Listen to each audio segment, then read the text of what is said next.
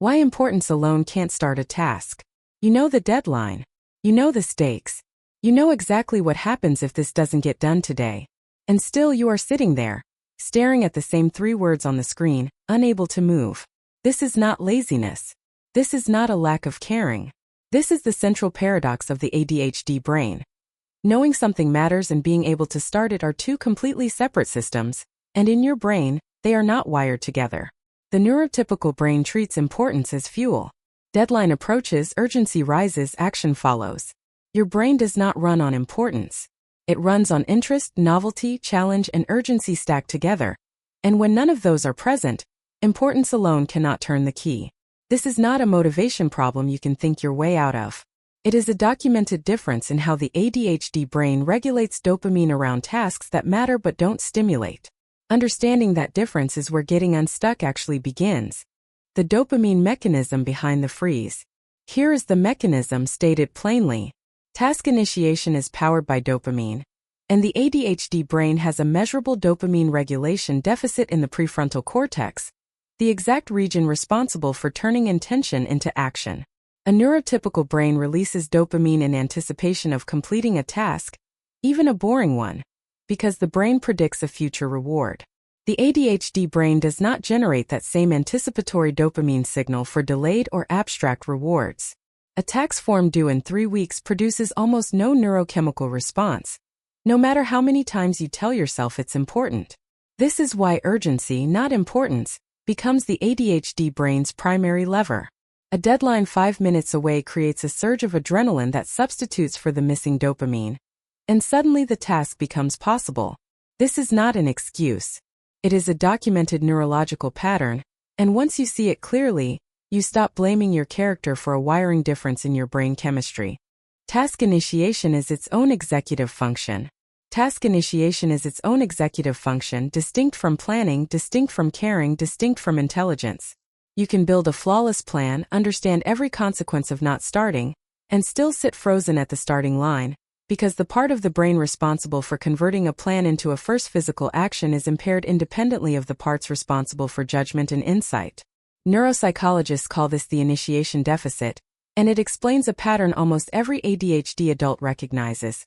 Brilliant ideas, clear priorities, real urgency about outcomes, and still an inability to physically pick up the phone, open the document, or send the email. This gap between knowing and doing is not a moral failing. It is a specific, identifiable executive function weakness, as real and as measurable as a memory deficit or a processing speed delay. Once you name it correctly, the shame that usually comes attached to it starts to lose its grip, and the real work of building around it can begin. The wall, what the freeze actually feels like. Ask any ADHD adult to describe the moment before starting an important task, and they will describe something close to a physical wall. Not disinterest, dread. The body tenses, the chest tightens, focus scatters to 11 other tasks, and the mind performs an astonishing tour of anything except the one thing that matters. This is not procrastination in the casual sense most people mean. It is a nervous system response, closer to an approach avoidance conflict than a scheduling failure. The brain has learned through years of past failures that starting hard tasks leads to frustration, shame, or a spiral of self-criticism, and it now treats the starting point itself as a threat to avoid. The wall is real, and it is protective in origin even though it is destructive in effect. You are not weak for feeling it. You are running a threat detection system that fires in response to task initiation instead of danger, and that response can be retrained, but only once it is correctly identified. Why willpower is the wrong tool. Willpower is the wrong tool for this problem, and here is why. Willpower depends on prefrontal cortex resources that regulate impulse and sustain effort against resistance, the exact resources ADHD already compromises. Telling an ADHD brain to just try harder is like telling someone with a fractured leg to just walk faster. The instruction is not unreasonable in a body that works differently. It is unreasonable in this one. Every failed attempt to power through with sheer determination adds another layer of evidence to the brain's internal case file that says starting equals failure, which deepens the very avoidance you're trying to overcome. This is why years of self-discipline advice, sticky notes, and stern self-talk produce diminishing returns for the ADHD brain instead of building the tool. The fix is not more willpower. It's replacing willpower as the primary strategy with structural changes that lower the activation energy required to start, so the task no longer needs to be forced through resistance at all. The importance trap. Here is the part almost no one tells you. The more important a task is, the harder it can become to start. This is the importance trap. High-stakes tasks carry high emotional weight, and for a brain already prone to intense emotional responses, that weight often tips into perfectionism and fear of failure before a single word is written. If the outcome matters this much, then starting badly feels catastrophic, so the brain defers the start indefinitely, protecting itself from the discomfort of an imperfect first attempt. This is why an ADHD adult can knock out a low-stakes errand in minutes, but spend 3 weeks unable to open a document for the one project their career depends on. Importance amplifies threat before it recruits motivation. Recognizing this trap directly disarms it. The goal is never to make the task less important. It's to make the first move small enough and rough enough that it stops registering as a threat worth avoiding. The interest-based nervous system.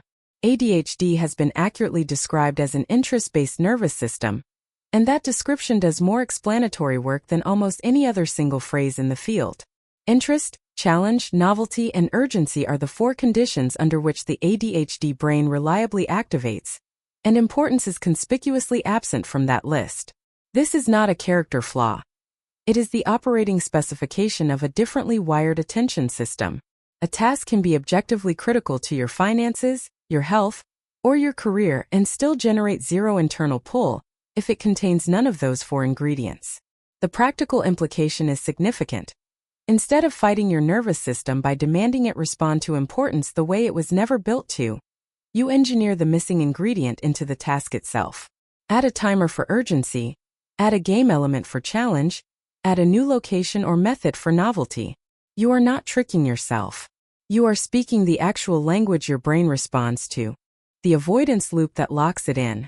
Avoidance feels like relief in the moment, and that relief is precisely what locks the pattern in place.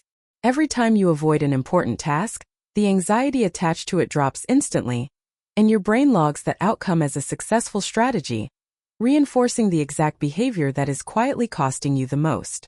This is a textbook negative reinforcement loop, and it operates completely outside conscious reasoning. You already know avoidance doesn't work long term.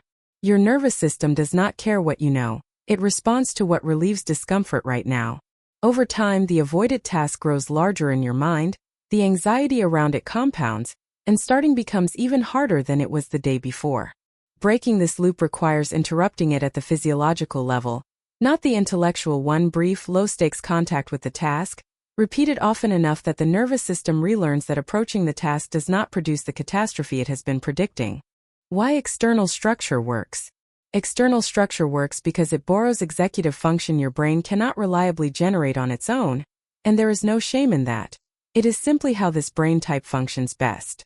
Body doubling, working alongside another person even in silence, activates task initiation through social accountability rather than internal willpower, and it is one of the most consistently effective tools documented in ADHD coaching. Externalized deadlines, visible timers, and public commitments work the same way. They manufacture the urgency your dopamine system needs, but cannot produce for a distant, abstract reward on its own. This is not weakness disguised as a workaround. Every brain outsources some function to its environment. Calendars, alarms, checklists exist because no brain holds everything perfectly on its own. The ADHD brain simply needs more of that external scaffolding, applied more deliberately, and once it's in place consistently, tasks that were once impossible to begin become merely difficult, which is an entirely different and far more manageable problem. The 2-minute rule, correctly understood. The most reliable intervention for task paralysis is absurdly small. Reduce the first step until it takes less than 2 minutes and requires no decision-making. Not write the report. Open the document and type 1 sentence. Not clean the kitchen. Put 3 dishes in the sink. This works because the ADHD brain's resistance is concentrated almost entirely at the moment of initiation. Once in motion, momentum and hyperfocus frequently take over and carry the task much further than intended. This is sometimes called the 2-minute rule, but the mechanism matters more than the label. You are lowering the activation energy below the threshold your dopamine deficient system needs to cross, rather than trying to generate enough motivation to clear a much higher bar. Pair the small step with an immediate physical cue, same chair, same time, same location, and you remove the decision fatigue that so often gets mistaken for laziness. Small, specific, and physically cued beats big, vague, and willpower dependent every time.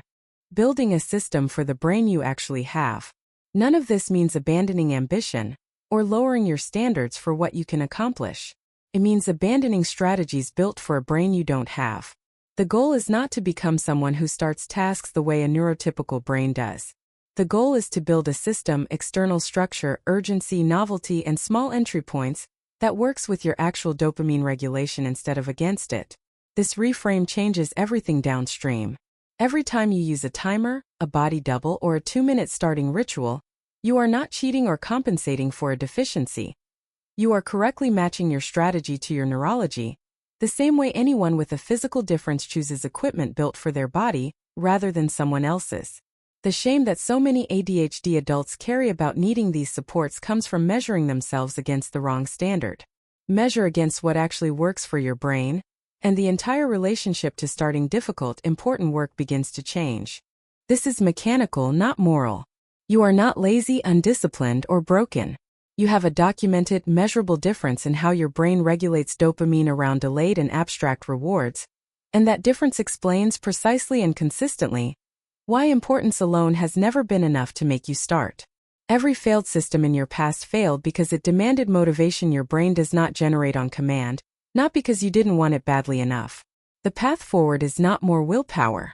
It is smaller first steps, borrowed urgency, external structure, and enough self-understanding to stop treating a wiring difference as a character defect. This is treatable, workable, and changeable, not through force but through design. Build the environment that speaks your brain's actual language, and tasks that have paralyzed you for years start to become merely tasks again. That shift from moral failure to mechanical problem you can solve is where real lasting change in how you start and finish the things that matter most to you actually begins.